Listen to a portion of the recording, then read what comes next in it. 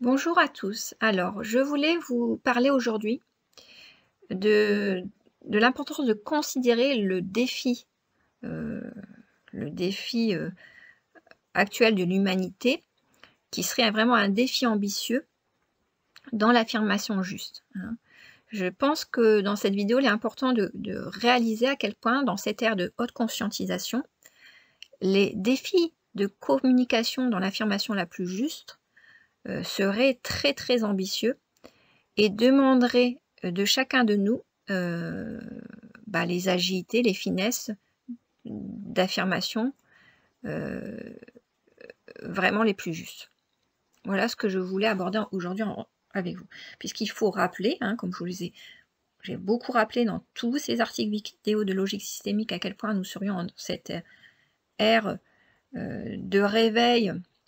des hommes les plus justes, hein, puisque à l'heure actuelle, au travers de la logique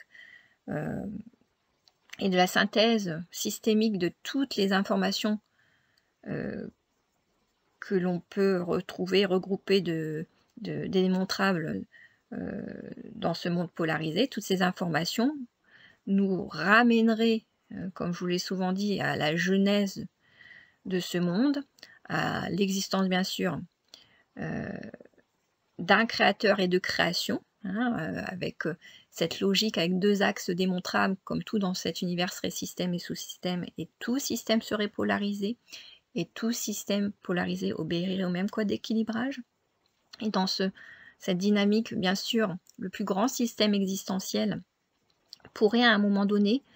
où l'humanité avancerait de plus en plus dans les interactions entre ces systèmes,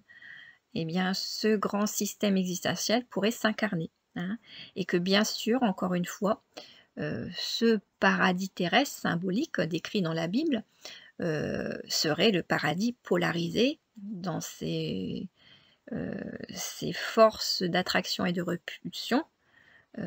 trouvées dans le 50-50 juste, dans cet équilibrage 50-50 juste dans ce monde polarisé, hein. Donc bien sûr,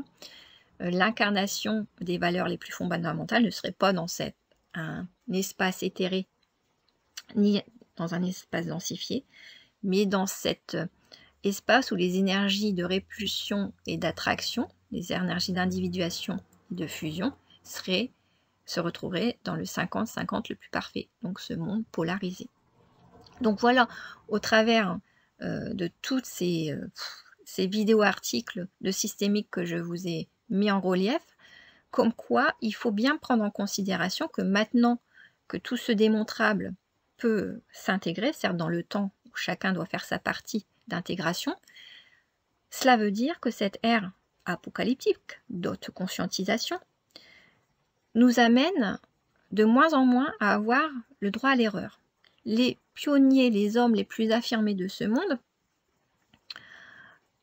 ont réveillent un haut magnétisme d'une certaine façon, tel le film de la Belle Verte, hein, donc réveille aussi dans ce haut magnétisme le miroir des problématiques de chacun, hein. Une personne affirmée, de par sa simple posture, de par sa simple présence, par ses simples réflexions denses de sens, va amener l'homme, l'interlocuteur, à se voir réveillé dans ses problématiques non réglées. De même, la personne s'affirmant au-dessus, ainsi va continuer à régler la moindre de ses erreurs et de ses problématiques. Et pour régler la moindre de ses problématiques, l'homme même le plus affirmé aura les défis de plus en plus ambitieux, de plus en plus bruyants, pour faire saturer ses problématiques. Donc, on voit que la haute conscientisation nous amènerait à pratiquer une affirmation juste de plus en plus ambitieuse, hein. Et c'est là où je veux en venir, c'est-à-dire que si on remet à la réelle échelle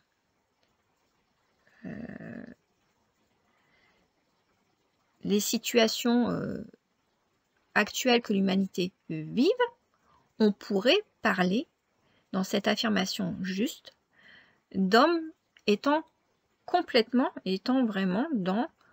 des possessions égotiques. Voilà ce que l'on peut dire, hein. Les défis sont de plus en plus ambitieux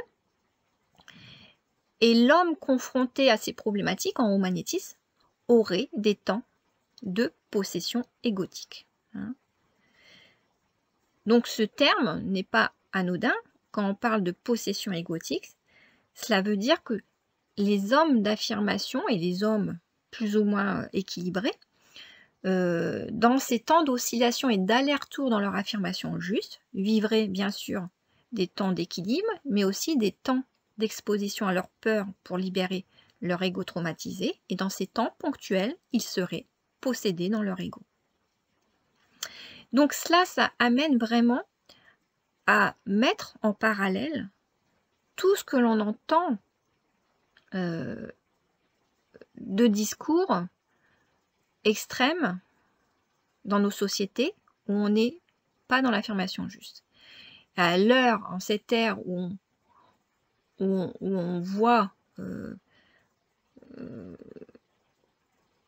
des discours extrêmes, hein, où on prend soit l'amour inconditionnel, mais aussi l'amour égocentré, hein, mais sans que ça soit réellement pris en compte par les mêmes personnes qui prennent l'amour inconditionnel artificiel, on baigne dans les deux extrêmes qui amènent l'homme à être possédé dans son ego. Encore traumatisé, parce que l'ego en lui-même,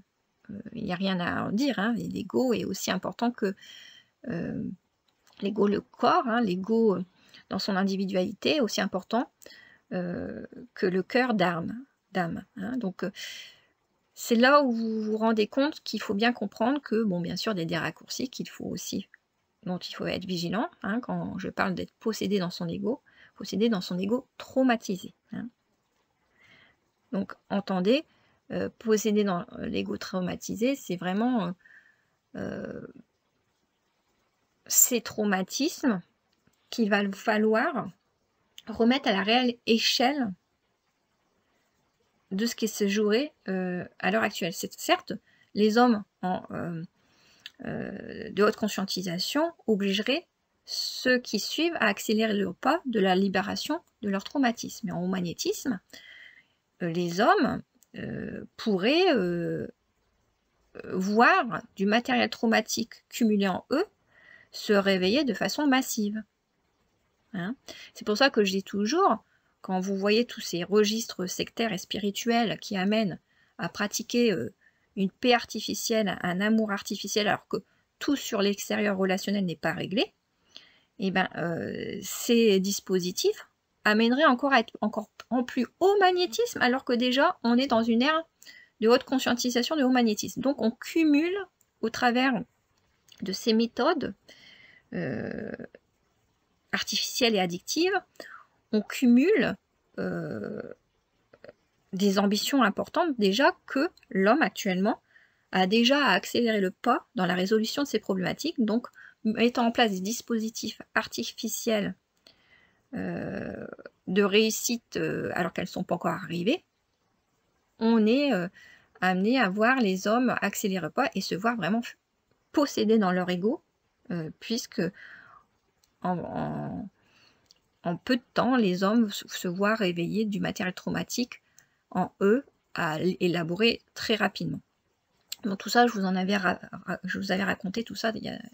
vais pas m'étendre sur tout ça, j'en avais déjà beaucoup parlé, mais je voulais vraiment insister sur le fait que pour bien comprendre ce qui se joue en cette ère d'affirmation juste du haut magnétisme, les hommes dans leur communication ne sont pas exposés qu'à des petites épreuves. Hein. Ils vivent fréquemment ce qu'on pourrait appeler de ce fait en psychologie des troubles identitaires, puisque étant amenés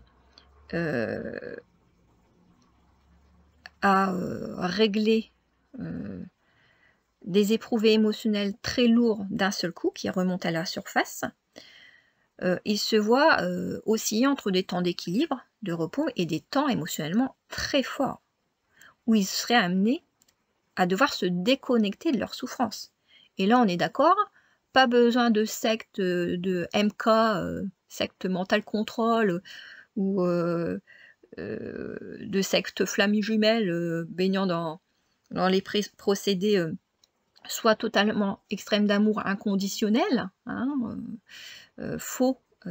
amenant des possessions égotiques, ou soit des sectes MK, contrôle, violentant, traumatisant et amenant des possessions égotiques d'une autre façon, hein. On a les deux pôles extrêmes des systèmes dysfonctionnels. Et ben, on verrait que dans ces dynamiques très lourdes, l'homme aurait, pour se protéger dans le temps ponctuel, à se déconnecter, subirait des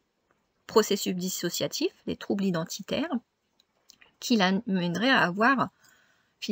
être habité par plusieurs entités égotiques,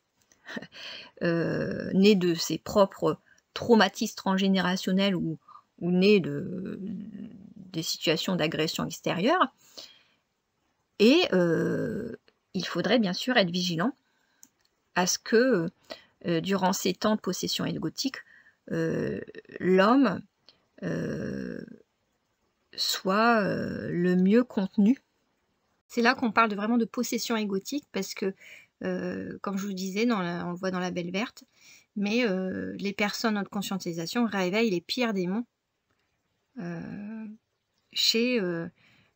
les personnes très fragilisées, hein. Donc d'ailleurs on a beaucoup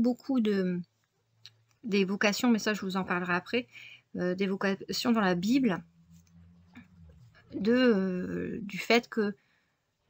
la mer rejetterait les morts et le monde des morts. Et ça, en fait, il y a toutes des symboliques pour dire que bien sûr, les morts se relèveraient, mais pas comme on le pense. Les morts se relèveraient au travers des possessions égotiques des hommes. Et plus les personnes sont en haute conscientisation, plus elles réveillent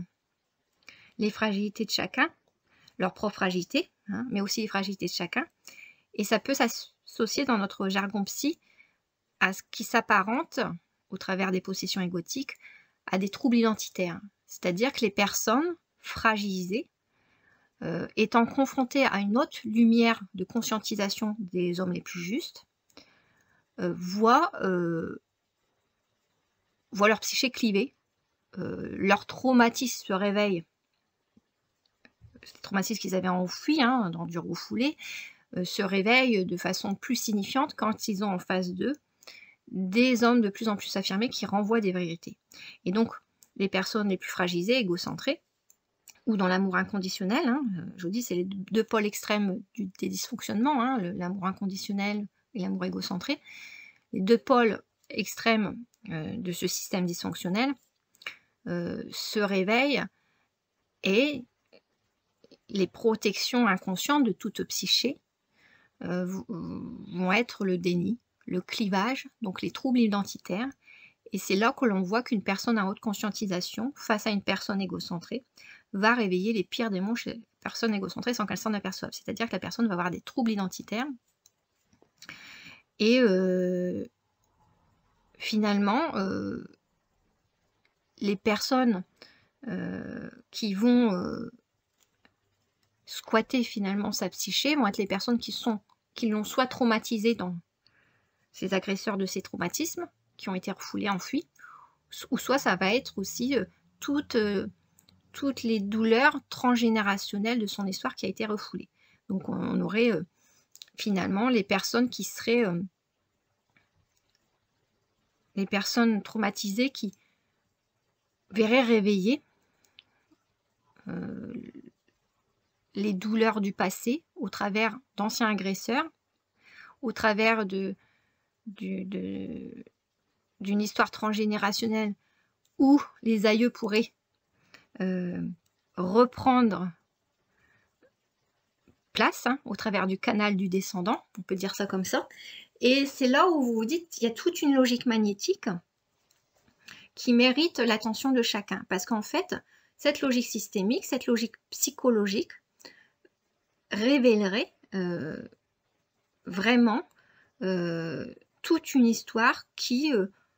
expliquerait pourquoi, dans ce monde, en cette ère, au moment où les hommes les plus justes, et n'ont pas besoin d'être en majorité, pour réveiller des vérités signifiantes au magnétisme, eh bien, on verrait face à cette haute conscientisation d'un certain nombre dans une collectivité, même si cette collectivité serait bien plus signifiante que cette minorité, on verrait bien sûr tout un monde, tout un système de l'humanité que l'on pourrait mettre en parallèle avec un système psychique, hein, puisque tout système fonctionnerait de la même manière, tout ce système de l'humanité qui se cliverait parce qu'une psyché qui a encore beaucoup de traumatisme, sous l'effet de vérité lumineuse, sa défense c'est de se cliver, de dénier, quand les traumatismes réveillés sont trop lourds et n'ont jamais, ou pratiquement jamais été élaborés. Et donc on assiste à un clivage de la psyché, comme on peut assister à un clivage à l'heure actuelle, entre les personnes d'amour égocentré, des personnes d'amour inconditionnel, des personnes qui sont dans les deux pôles extrêmes, qui sont dans des codes d'équilibrage extrêmes, que ce soit trop dans la permissivité ou trop dans la radicalité, hein, que ce soit trop dans une culture extrême et dans une autre culture extrême, puisque la bonne culture, propre à toute personne, quel que soit l'endroit où elle vit ou son éducation, la bonne culture, c'est la culture de l'affirmation juste. Hein. Et là, on se rencontre dans cette logique systémique, comme je vous disais, que tout s'explique. Et même les événements de l'actualité s'expliquent à l'heure actuelle. On est vraiment dans cette haute conscientisation face à un rééquilibrage assez accéléré de ces codes d'affirmation juste. Voilà. Les personnes les plus sacrificielles ne peuvent plus extrêmement donner aux personnes trop égocentrées, puisque les personnes d'affirmation juste en haut de la montagne, j'aime bien en dire en haut de la montagne parce qu'au sommet de la pyramide, ça a une autre symbolique, mais parce que les personnes d'affirmation juste, justement, ne vont plus donner excessivement aux personnes de trop grand cœur ou de trop grand ego. Donc la chaîne se casse, puisqu'avant, les personnes à plus haute conscientisation, qui avaient les plus belles valeurs, donnaient trop aux gens d'amour sacrificiel, qui donnaient trop aux gens d'amour égocentré,